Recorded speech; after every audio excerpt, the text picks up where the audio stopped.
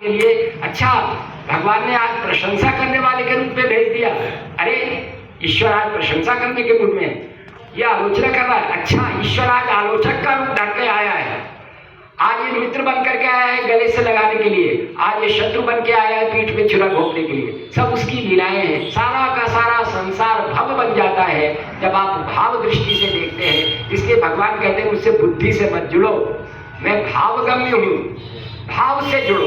अब भाव से जुड़ने के कारण आप क्या करते हैं, आप लड्डू गोपाल की मूर्ति अपने पास रखते हैं।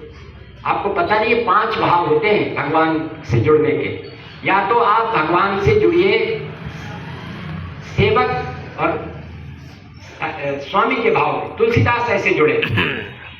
एक बार मैंने मधु को बताया था इस दोहे का अर्थ, आप सबको भी आज बता रहा हूं। एक दोहा कहा गया है, उसका अर्थ बड़ा गलत निकाला गया।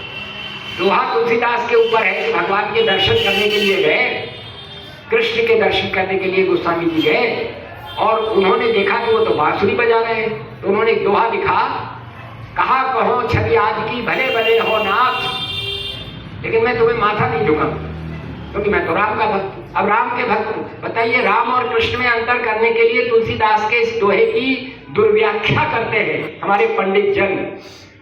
एक वर्ग को सशक्त करने के लिए अर्थ क्या है मैं बताने की कोशिश करता हूं। तुलसीदास से कह रहे हैं, मैं इसलिए आज उसके साथ बोल रहा हूं क्योंकि कवि होने के नाते मैं अनुभव कर सकता हूं कि तुलसीदास को क्या लगा होगा। विद्वत्ता की दृष्टि से मत देखिए कि शब्द का अर्थ क्या निकल रहा है, ये देखिए कि शब्द का भाव क्या निकल रहा है। तुलसीदास ने कृष्ण को देख करके कहा कहो छठियार की भले बने हो नाथ, तुलसी माथा तब नवे धनुष बाण ले हाथ।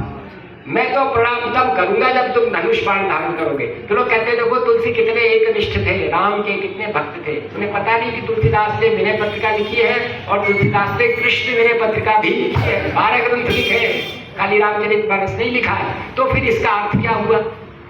इसका अर्थ यह हुआ राम इतने सौम्य हैं।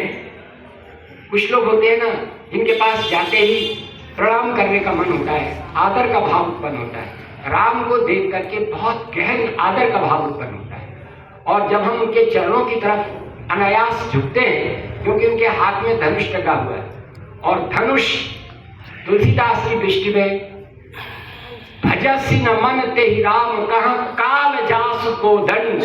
मन उस राम का भजन करो, समय जिसका धनुष है, ये समय हमारे ऊपर मेहरबान रहे। भगवान के हाथ का जो काल धनुष है वो हमारी रक्षा करे, इसलिए हम उसके चरणों पर गिरते हैं और उससे प्रार्थना करते हैं कि हमें अपने चरणों में स्थान दो। और तुलसी क्या कहते हैं कृष्ण को देख करके, मजबूरी तो ये है, चरण तो तब जाएगा मुख से दृष्टि हटे। वो इतना नटखट है कि उसके चेहरे से दृष्टि नहीं हटती। एक बार कृष्ण को देख लो, एक बार राम को देख लो। राम को देख के ही लगता है कि चरण छुए, कृष्ण को देखते ही लगता है गले लगा ले। तो उसके मुख से वो कहते हैं कि तुलसी माथा तब नवे धनुष बाण ले हुआ। तुम्हें तो वंश ने बांसुरी हाथ में ले रखी है, हमारी दृष्टि हटती नहीं बांसुरी से। हम पाँव कैसे देखें तुम्हारे धनुष बाण हाथ में, तो डरेंगे, तुमसे तो डर ही नहीं लगता। तुम्हें तो ऐसा लगता है कि प्रेम करें, इसलिए हमने लड्डू गोपाल बना लिए। वात्सल्य भाव एक होता है, दास और सेवक स्वामी का भाव, ये राम के प्रति जागृत होता है। हनुमान यही भक्ति करते हैं। हनुमान जी से एक बार ध्यान रखना, भक्त होना तो सरल है लेकिन ज्ञानी होने के बाद भक्त होना बड़ा कठिन है, और उसी में आनंद है। एक बार हनुमान जी से भगवान राम ने कहा, अध्यात्म रामायण में श्लोक आता है, उन्होंने कहा हनुमान जी से कि हनुमान तुम कौन हो? कहा तो अम्मासी हनुमान। अब सोचिए क्या राम जी को पता नहीं है कि हनुमान कौन है? तो इसका मतलब है हनुमान जी की परीक्षा ले रहे। अध्यात्म रामायण का ये श्लोक हमारे बहुत से प्रश्नों का समाधान है। हनुमान जी कहते हैं देह दृष्टिया तु दासो हम।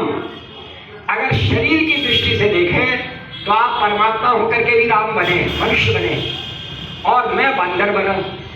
तो देह की दृष्टि से मैं आपका दास, देह दृष्टिया तु दासो हम। और ज्ञान दृष्टिया त्वदंशिका। अगर मैं ज्ञानियों की शास्त्रों की बात करें तो आप परमात्मा हैं, मैं आत्मा हूँ, आप अंशी हैं, मैं आपका अंश हूँ। ये ज्ञान की बात हो गई। और वस्तुतस्तु सच्ची बात आपको बताऊं, त्वमेवा हम, जो आप हैं मैं हूँ। इति में निश्चिता मति, ये मेरी निश्चित मति है। सोने का आप कर्णफूल बना लें, सोने की आप पायल बना लें, सोने का आप हार बना लें, सोना तो सोना है, लेकिन जब सोने से कहा गया कि तुम